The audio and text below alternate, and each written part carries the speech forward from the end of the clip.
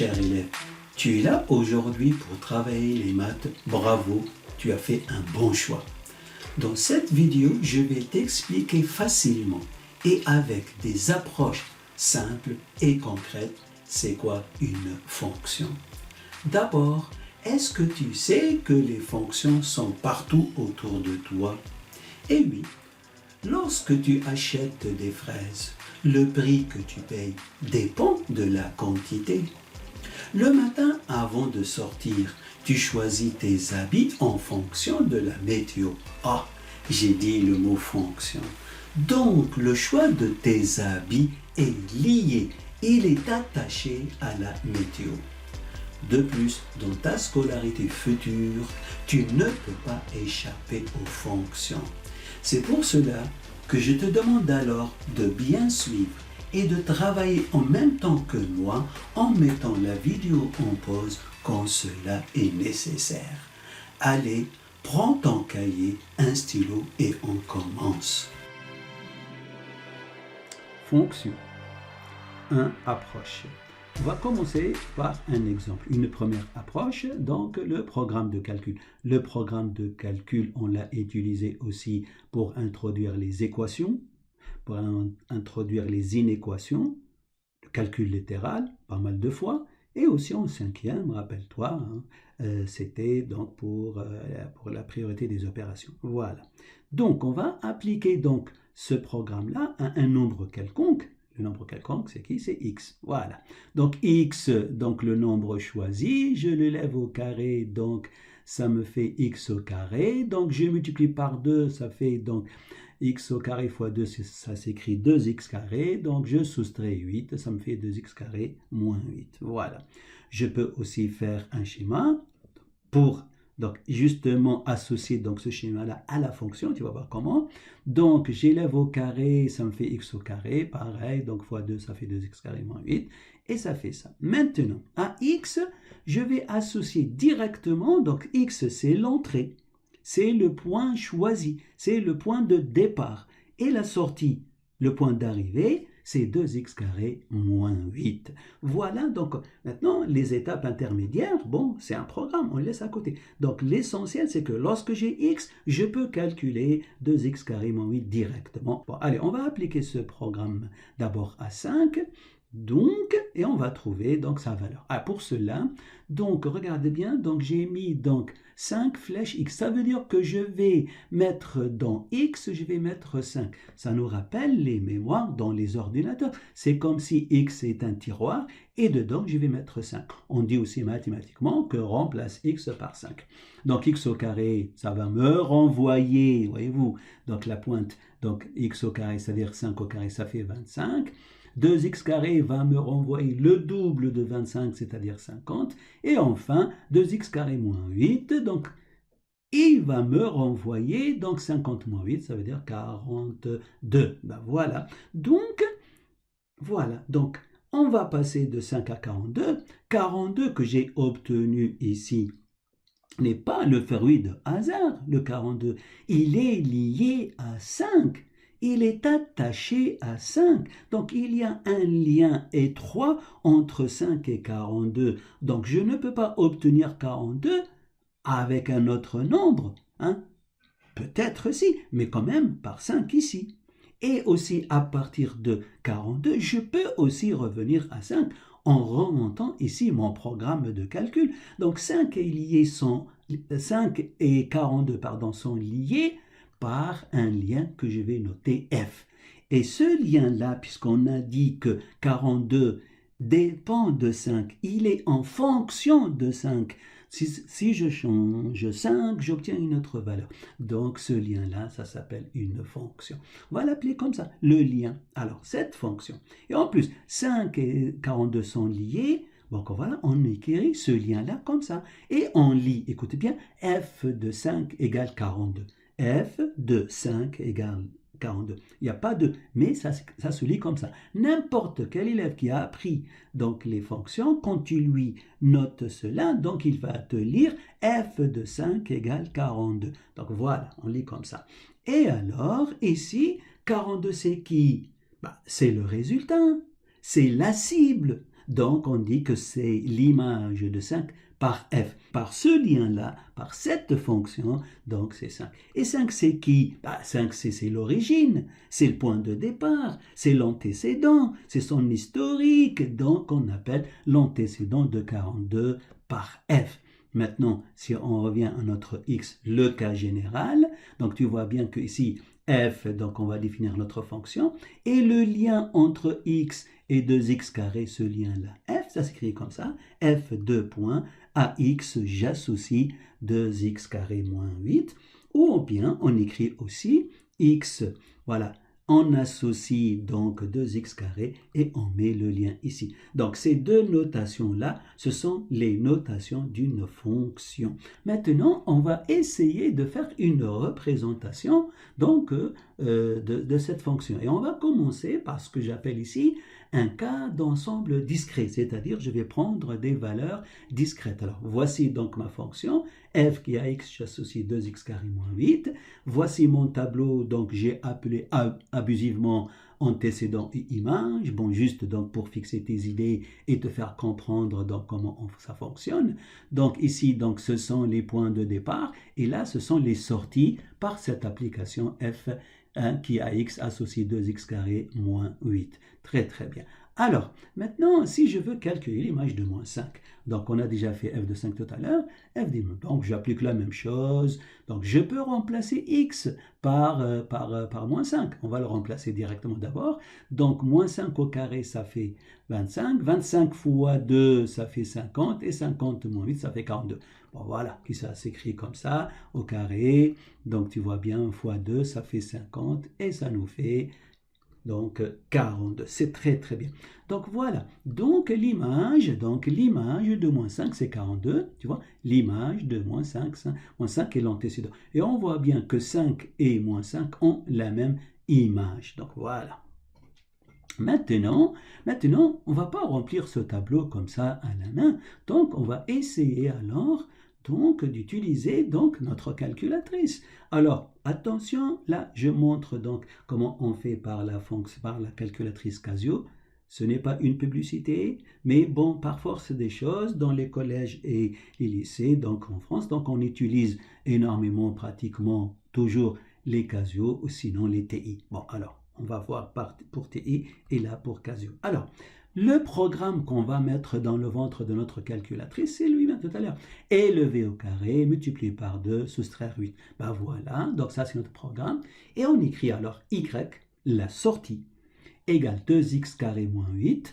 X c'est l'entrée et y c'est la sortie. C'est-à-dire que on va entrer dans la calculatrice un nombre, dans la case X, dans la mémoire X, et elle va nous afficher donc la valeur correspondante. Pour cela, donc on écrit comme c'est marqué, y égale 2, donc la touche 2, puisque j'ai 2. Après x, voilà, donc tu vas trouver donc une touche qui s'appelle x, c'est la variable, on dit la variable. Après j'élève au carré, c'est connu, donc c'est la touche x au carré. Et enfin, j'écris 8. Ben voilà. Après, sur ta calculatrice, il y a une touche qui s'appelle calque, c'est pour calculer. Alors, calculer pour moins 5. Attention, quand tu écris moins 5, là tu l'as écrit, il est affiché sur le cadran peut-être, mais la calculatrice ne l'a pas appliqué encore à ce programme. Donc, c'est pour cela qu'il faut faire exe, c'est-à-dire exécuter. Et là, c'est l'entrée. X égale à moins 5, c'est l'entrée. Maintenant, la calculatrice va continuer exe, donc elle va te dire, voilà le résultat, la sortie c'est 42, c'est ce qu'on a trouvé. Donc voilà, donc si je rentre x égale à moins 5, donc la calculatrice va faire le calcul elle-même et elle va me sortir donc le résultat 42. Donc tu vois bien que c'est pratique. Donc chaque fois, donc maintenant, pour une autre valeur, tout de suite tu fais calque et tu mets une autre valeur, exe 2 fois, et elle va te donner donc une autre valeur. Mais à chaque fois, donc, à une entrée particulière, elle va donner sa sortie associée. Finalement, donc ça, c'est l'antécédent, et là, c'est l'image. Entrée, sortie. Voilà, on sort. Voilà, donc du coup, donc tu peux, donc voilà, on peut donc compléter notre tableau de cette façon. Aussi, donc, on peut aussi utiliser la calculatrice sous la forme d'un tableau. Donc, on va compléter notre tableau à l'aide de la calculatrice Casio FX92 spécial collège. Cette méthode est valable pour toutes les Casio d'ailleurs. Hein. Donc, alors, pour cela, on va allumer donc notre calculatrice. Voilà. Et puis, donc, on va appuyer sur donc, la touche menu. Voilà, donc là, elle nous affiche donc les 8 programmes. Hein, je rappelle que 1, c'est la calculatrice normale. Hein. Si j'appuie sur la touche 1, voilà, donc j'aurai la calculatrice comme ça. Donc, vous pouvez revenir au mode normal. Donc, j'appuie donc sur menu. Et après, moi, ce qui m'intéresse, c'est le programme 4. Donc, c'est pour remplir un tableau. Donc, j'appuie sur la touche 4 de la calculatrice. Et elle m'affiche donc f de x égale. Donc, je vais donc écrire 2x carré moins 8. Donc, pour cela, on va aller donc sur la touche 2. On appuie la touche 2. Voilà. Donc, 2. Après, donc, x. Donc, la touche x. Voilà, donc la touche x. Juste ici. Voilà. Donc, j'appuie sur x. Voilà. Ensuite, je mets au carré. J'élève au carré. Donc, voilà. Elle me met 2x carré. Après, je soustrais 8. Voilà. Et j'écris 8. Voilà. Donc, la calculatrice donc m'a mis f de x égale donc 2x carré moins 8. Donc après, je tape sur la touche exe. Voilà. Donc elle m'affiche g de x égale, donc ça, on a la possibilité de faire une deuxième fonction. Donc ça ne nous intéresse pas. On va passer donc à la suite. Donc on va taper exe. Et là, elle me dit quelle est la valeur de départ, le début. Donc notre valeur de départ, c'est moins 5. Donc j'écris moins 5. Moins 5. Voilà. Et puis, donc la valeur de fin, ça tombe bien, on va s'arrêter à 5. Et le pas est 1. C'est-à-dire, on va compter donc de 1 en 1. De 1 en 1. Donc les nombres entiers. Après, moins 5, c'est moins 4, moins 3, etc. jusqu'à 5. Voilà. Après, on met exe. Voilà. Et là, la calculatrice donc nous affiche les valeurs. Voilà. Donc, elle met, donc, pour donc, moins 5, c'est 42. Pour moins 4, c'est 24. Pour moins 3, c'est 10. Donc, avec la flèche en bas, donc je continue. Voilà. Donc, pour 1, c'est moins 6. Moins 1, c'est moins 6. 1, c'est moins 6. 2, c'est 0, etc. Ben voilà. Ou bien aussi, donc notre TI aussi, donc fait la même chose, donc on a l'entrée de tout à l'heure et la sortie, notre programme toujours le même, et avec la TI, donc la TI Collège Plus, donc la même chose, donc tu cherches, donc tu écris f de x donc pour y, donc tu vois bien, c'est la fonction f de x, alors on écrit donc l'expression de la fonction de donc x, donc la variable x, j'élève au carré pareil, je mets moins pour soustraire et j'écris 8. Voilà. Et ensuite, tu fais entrer. Donc ainsi, on aura entré donc notre expression 2x carré moins 8 dans la calculatrice de notre programme. Et la calculatrice, juste après, elle va t'afficher donc comme ça. Alors, cela, donc début, donc comme on l'a vu sur la Casio, c'est la valeur de départ. Le pas, de combien en combien tu veux. Donc, tu peux, ici, on a mis 1, on peut mettre donc 0,5, 0,1.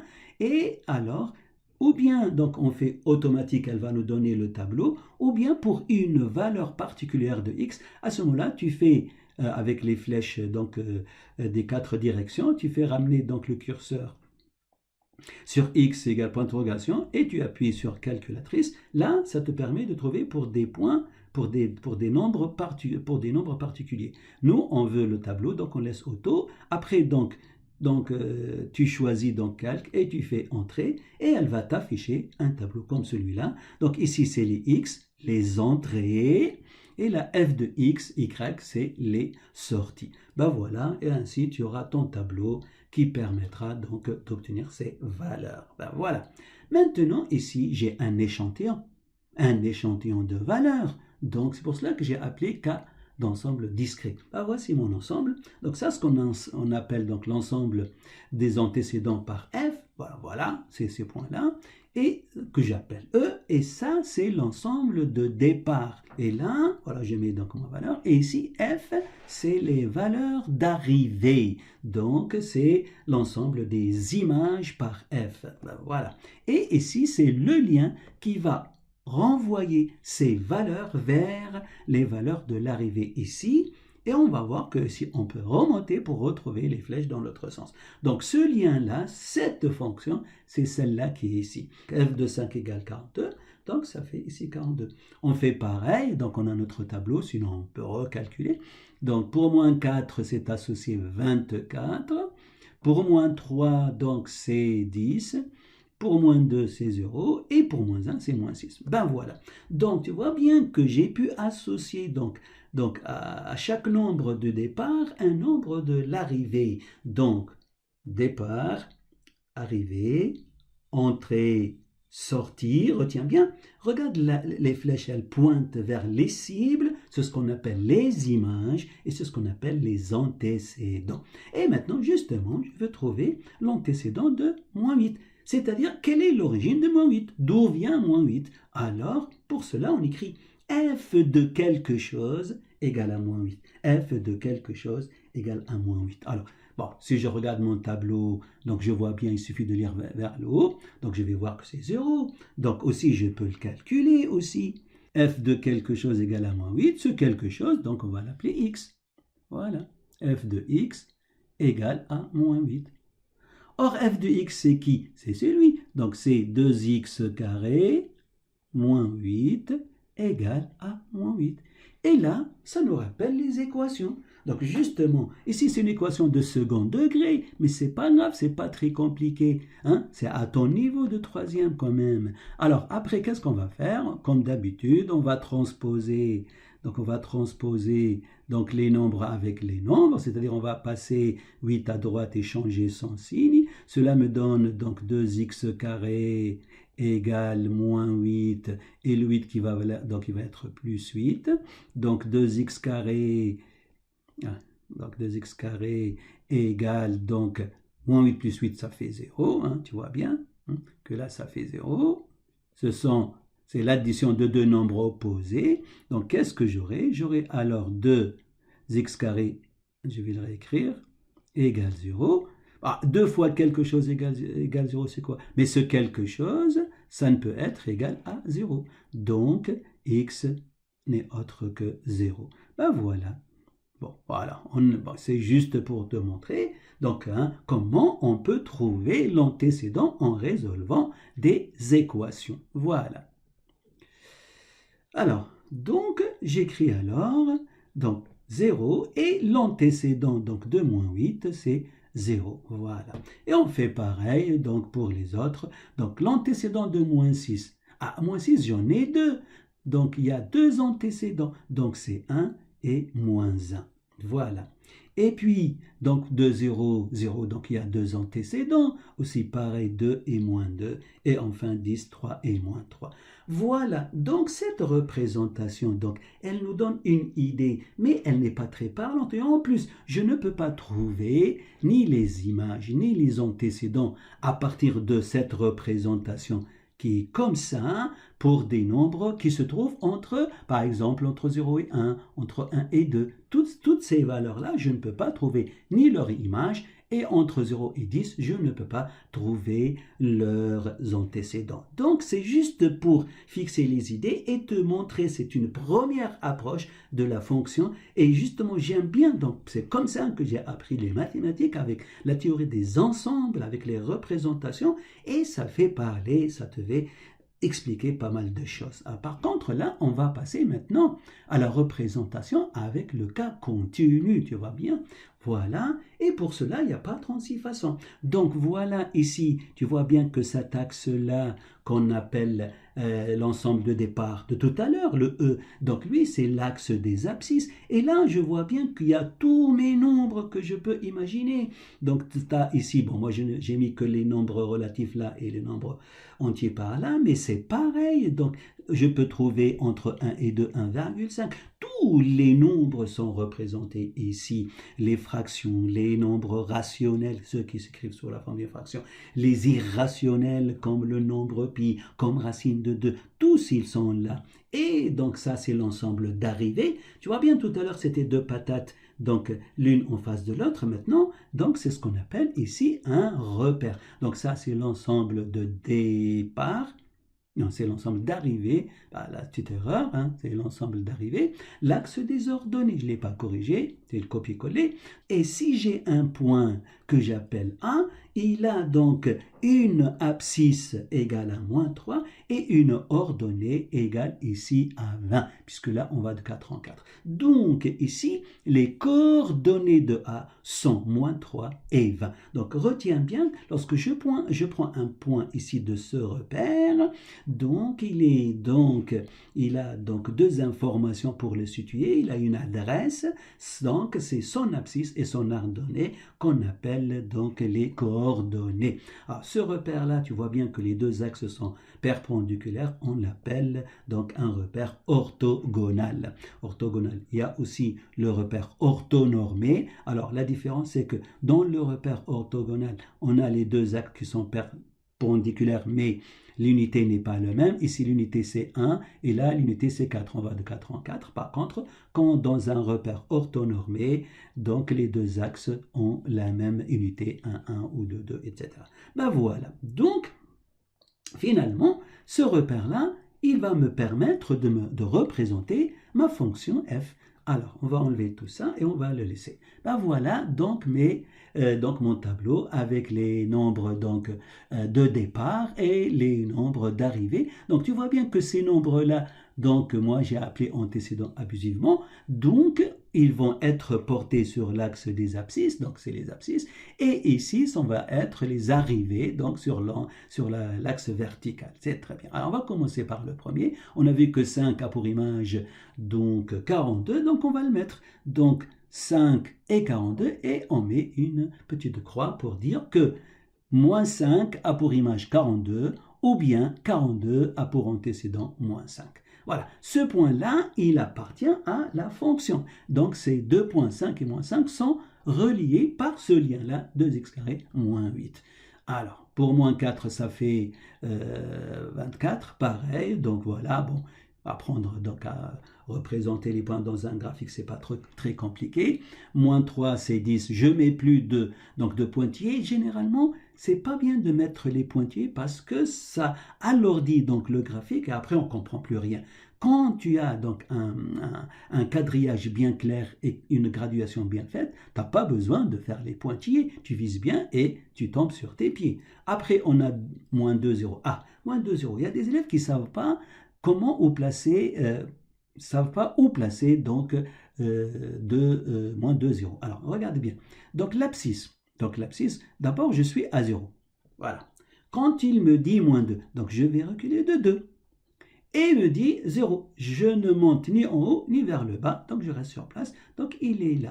Je reviens à ce point-là, moins 3, 12, moins 3, 10. Alors comment je vais le placer? Donc moins 3, je suis là, il dit moins 3. Donc je recule de 3, il me dit 10, je monte de 10. Et bien je place donc mon point ici à moins 3, 10, abscisse moins 3, ordonnée 10, voilà. Et ils sont, donc ce point-là, il est lié par ce lien que f de x égale 2x carré moins 8, donc moins 3, c'est l'antécédent, 10 qu'il est là entre 8 et 12, donc c'est l'image. Voilà. Et on continue, après moins 1, c'est moins 6, donc moins 1, c'est moins 6, c'est à peu près là, voilà. Après 0, moins 8, 0. Alors, je suis là.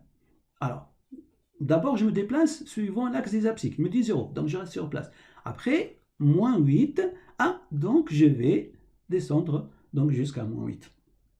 Et je continue, et tu vois bien, on l'a vu tout à l'heure, que 5 et moins 5, ils ont la même image. J'ai oublié de te dire que c'est normal, parce que x au carré, or 1 carré est toujours positif, donc finalement, moins 5 et 5, moins 4 et 4, tous ils vont avoir les mêmes images. Allez, on va, mêmes images, bien sûr, par couple, 2 à 2. Allez, on continue, après 1, moins 6, 2, donc c'est 0, ben voilà, donc 0, alors 2, donc 2, je suis là. Il me dit 2, donc je me déplace de 2, 0, donc je reste sur place, je ne monte ni je ne descends. Après, voilà, 3, 10, donc je t'ai rappelé aussi 3, 10, voilà, abscisse 3, ordonnée 10, je mets donc mon point ici. Donc, ces coordonnées sont 3 et 10, d'accord? Je continue 4, 24, voilà. Et enfin, 5, 25. Ben voilà.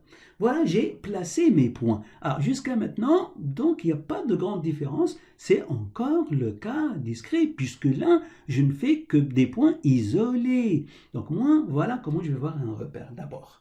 Donc, il n'y a pas de pointillé, il n'y a rien. Mes points sont bien placés donc, sur le quadrillage en utilisant donc, un bon repère et tout. Et c'est bien, donc comme ça. Maintenant, je peux trouver donc les images de certains points, surtout l'axe ici. Alors, par exemple, si je veux prendre un point entre 3 et 4, bah, alors là, bon voilà, il est quelque part ici, je sais, entre ces deux points. Alors maintenant, pour trouver tous les points, qu'est-ce qu'il faut faire? Il faut juste donc relier donc, ces points entre eux, mais il faut relier donc en arrondissant. Il ne faut pas prendre sa règle et faire des segments, c'est pas bon. Alors voilà par exemple comment il faut faire. Donc voilà. Donc c'est ce qu'on obtient, donc une courbe.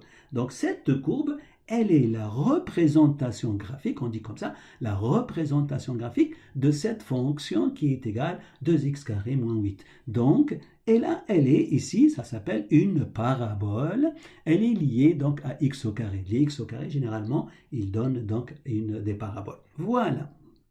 Et bien voilà, maintenant avec cette représentation que j'ai qualifiée par continue, je peux trouver graphiquement bien sûr et par le calcul aussi l'image ou l'antécédent de n'importe quel nombre. Par exemple, si je veux trouver l'image de moins 3,5, donc graphiquement, qu'est-ce que je dois faire? Je dois tracer donc des pointillés jusqu'à arriver donc sur la courbe parce que je sais que le point qui est là ici, il est là, il est là, il est relié donc entre donc son image et l'antécédent. Ben voilà, l'antécédent, il suffit d'aller vers l'axe des images pour trouver donc son image et je fais la flèche comme ça. Et là, bon ça me fait à peu près 16,4. Ça me fait 16,4. On peut le calculer, mais voilà. Donc ici, le graphique me permet de dire à peu près, parce que là, entre 16 et 20, donc voilà, donc il y a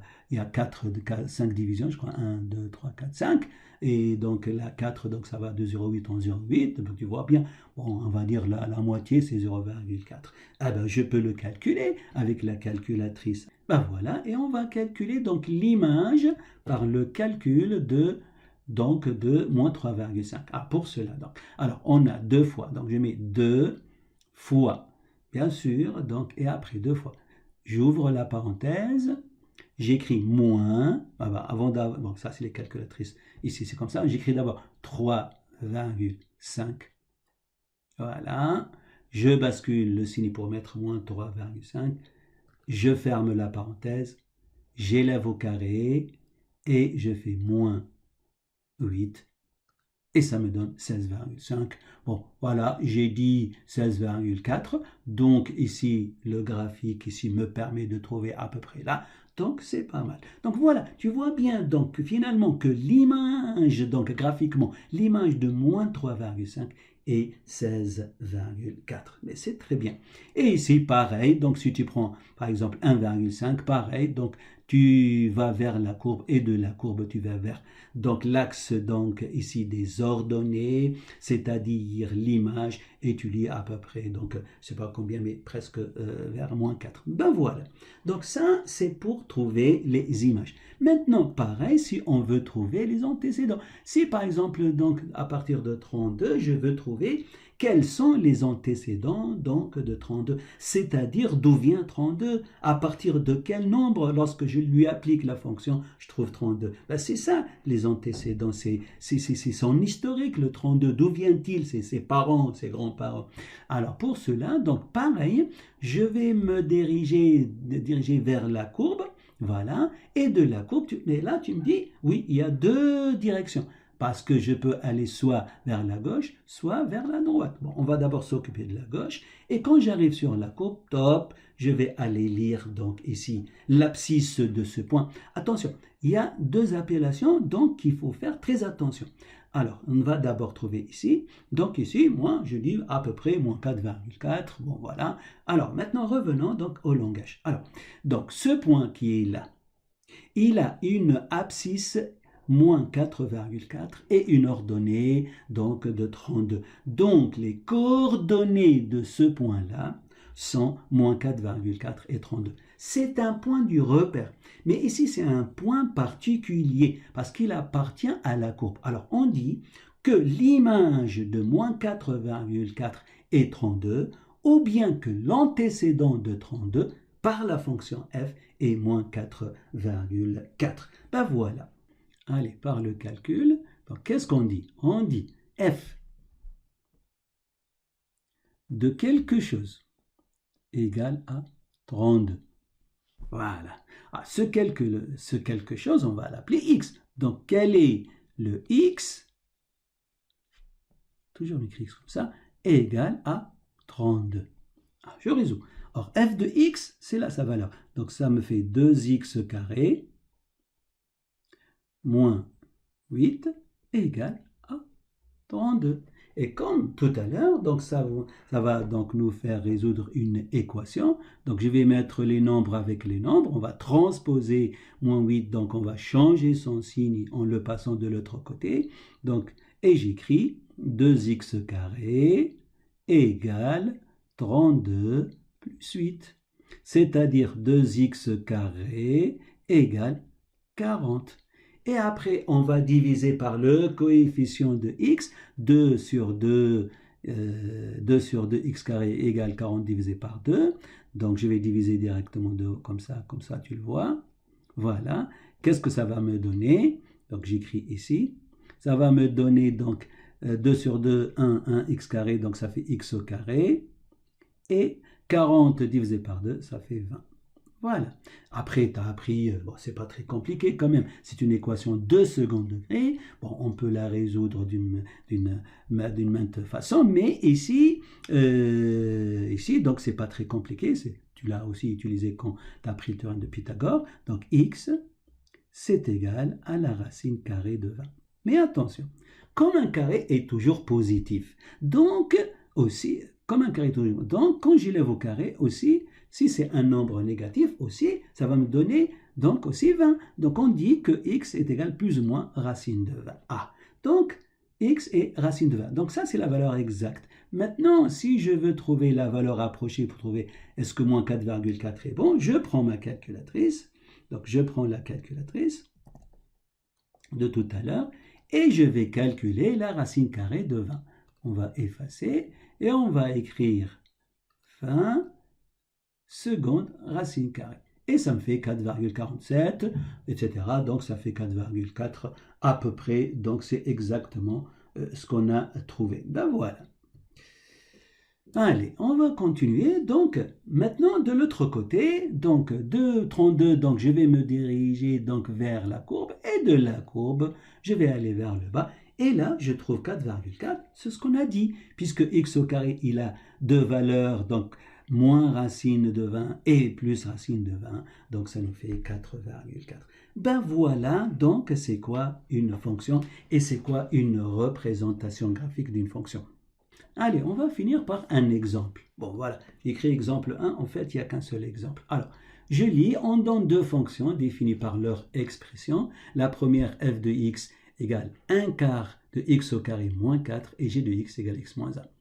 La figure ci-dessous donne les représentations graphiques des fonctions f et g.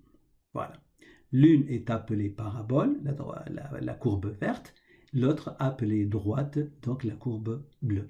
Mais pour l'instant, nous ne savons pas quelle fonction correspond à quelle représentation. Première question, en utilisant les expressions de f et g, donc voici les expressions, calculer f de 2 et g de 2. Bon, c'est pas très compliqué, on peut le calculer de tête, l'image de 2, donc on va mettre à la place de x égale 2, donc 2 au carré, donc c'est 4, 1 quart de 4, c'est 1, 4 sur 4, ça fait 1, Et 1 moins 4, ça fait moins 3. Donc, f de 2, c'est moins 3. L'image de 2 est moins 3 par f. L'image de 2 par f est moins 3. Pour g, c'est facile, hein, tu mets 2 à la place de x ici, 2 moins 1, ça fait 1, donc g de 2, c'est égal à 1. Très très bien. Donc voilà, c'est pas très compliqué quand même, hein? Voilà. Donc il suffit de mettre à la place de x 2. N'oublie pas que 2 au carré, c'est 4, et 1 quart de 4, c'est 4 divisé par 4. 1 quart de 4, quand tu prends le quart, divise par 4. Donc ça te fait 1, et 1 moins 4, ça fait moins 3. Donc c'est pas la peine, je t'explique pas plus que ça en écrivant à l'oral, tu as bien compris. On passe à la deuxième question.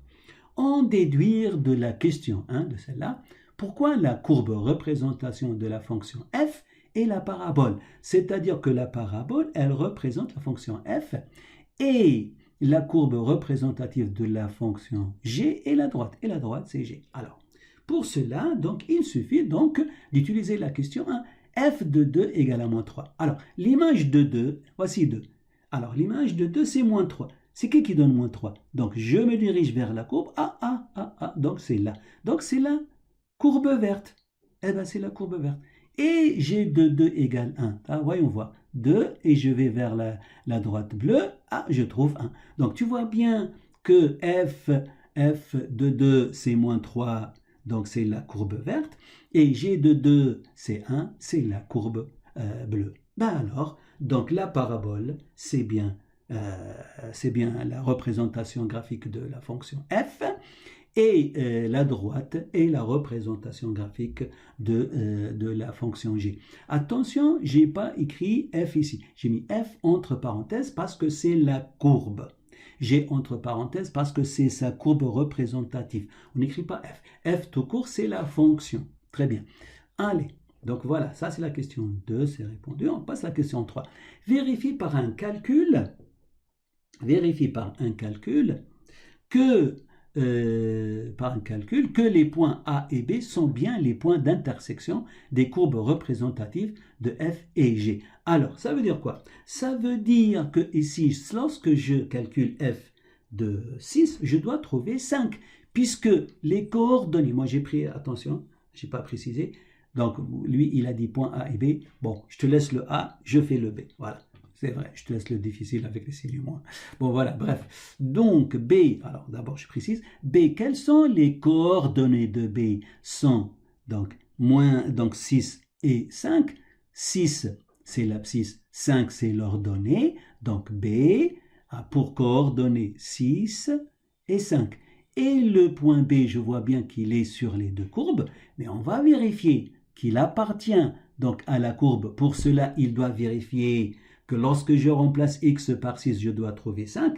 Et là, c'est un point d'interrogation, il faut le vérifier. Mais là, je traduis graphiquement. Ça veut dire que l'image de 6 par la fonction f est 5. Et que l'image donc de 6 par la fonction g est 5 aussi. Ben voilà. Donc, point d'interrogation. Et comment on va le faire? Par le calcul. Bon, alors par le calcul, on va calculer f de 6. Allez, on calcule f de 6. f de 6 égale. Donc, je vais remplacer x par 6 dans l'expression de f. Donc, ça me fait 1 quart. Donc, x c'est 6, donc ça me dit 6 au carré. Voilà, fois, hein, n'écris pas quand même du nombre, moins 4. Donc, ceci est donné. Donc, 1 quart fois 6 fois 6, 36, moins 4. 1 quart de 36, ça veut dire 36 divisé par 4. C'est quoi dans la table de 4 qui donne 36? C'est 9. Moins 4, et 9 moins 4, ça fait 5. Donc, on a bien f de 6 égale 5. Donc, mon point d'interrogation est levé. Ben voilà, et très très bien.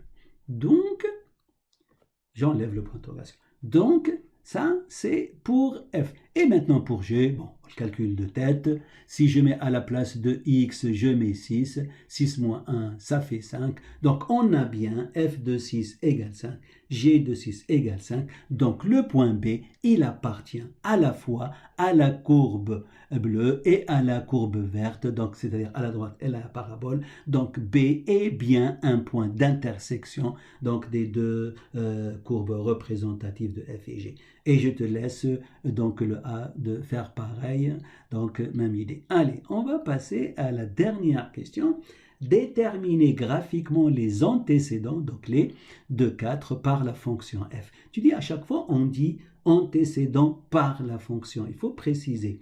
Image par f, etc. Bon, voilà, vérifier par un calcul. Allez, donc l'image de 4. Donc à partir de 4, donc ici, on va se diriger vers la courbe représentative donc de la fonction f qui est la parabole.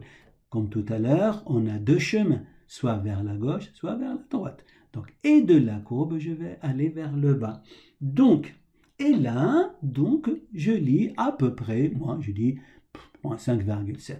Alors, encore une fois, je vais te montrer comment on résout une équation pour trouver les antécédents. Généralement, pour trouver les antécédents, on résout des équations. Par contre, trouver l'image, c'est facile, il suffit de remplacer. Trouver l'antécédent de 4, c'est-à-dire trouver un nombre, l'antécédent, point d'interrogation, c'est-à-dire donc l'historique de 4, l'antécédent, ses parents, ses grands-parents, c'est l'antécédent. Voilà. Je te dis ça, comme ça, tu sais c'est quoi l'antécédent. C'est-à-dire, c'est le point qui, lorsque je lui applique l'expression 1 quart de x carré moins 4, je trouve 4. Alors, je vais remplacer le point d'interrogation par x pour que ce soit quand même mieux pour résoudre. Or, f de x, c'est qui? C'est 1 quart, donc ça revient à résoudre 1 quart de x au carré moins 4 égale à 4. Voilà. Comme d'habitude, on a appris à résoudre les équations. Voilà, donc on va transposer le 4 donc à droite, c'est-à-dire changer de côté et changer son signe. Donc ça me fait 1 quart, ça me reste ici sur le x au carré égale 4 plus 4. C'est-à-dire 1 quart de x au carré, ça fait 8. Bien, maintenant, c'est une équation de second degré, oui, mais c'est pas très compliqué. Donc tu peux faire soit le produit en croix ici, soit tu multiplies toute l'équation par 4, comme tu veux. Donc alors, sinon, tu peux diviser par 1 quart. Le coefficient de x carré, c'est exactement comme on a appris. À ce moment-là, quand tu divises par 1 quart, donc tu auras ici 8 divisé par 1 quart, et divisé par une fraction revient à multiplier par l'inverse, ça te donnera 8 fois 4, c'est-à-dire 32. Moi, je vais faire le produit en croix, donc 4 fois 8, 32, ça me donne x. Ou bien, je multiplie par 4 toute l'équation. 4 fois 1 quart, x carré, égale 8 fois 4. Bon, je vais t'écrire ça, allez. 4. Donc, je vais multiplier par 4 les deux. Voilà, une façon aussi. 4 sur 4, ça fait 1. Et 4 fois 8, 32. Donc, j'aurai alors x carré égale 32. Voilà. Merde, la place ici. Voilà, x carré égale 32. Et maintenant, j'ai un nombre qui multiplie par lui-même donne 32. Tu l'as appris aussi avec théorème de Pythagore et tout. N'est autre que x égale la racine carrée de 32. Or, comme je te dis, 1 carré est toujours positif, donc voilà, ça fait plus ou moins. Donc j'ai deux valeurs, et oui, on a deux valeurs. C'est pour cela que de 4, on peut soit diriger vers la droite, soit vers la gauche, parce qu'on a deux valeurs.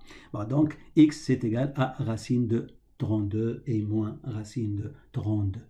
Allez, on va essayer maintenant de voir avec la calculatrice racine de 32, ça fait combien? Je prends la calculatrice. Eh bien, et alors, j'efface ce qu'il y a dedans et j'écris donc 32 et je prends la racine carrée et ça fait 5,65. C'est à peu près moins 5,7 pour là et 5,7 pour l'autre. Et ben voilà, j'étais pas loin. Allez, maintenant de 4, je vais vers la courbe dans l'autre sens et de l'autre sens, je vais aller lire. Donc ici, et bon, comme on a dit, c'est symétrique, donc voilà, ça fait 5,7.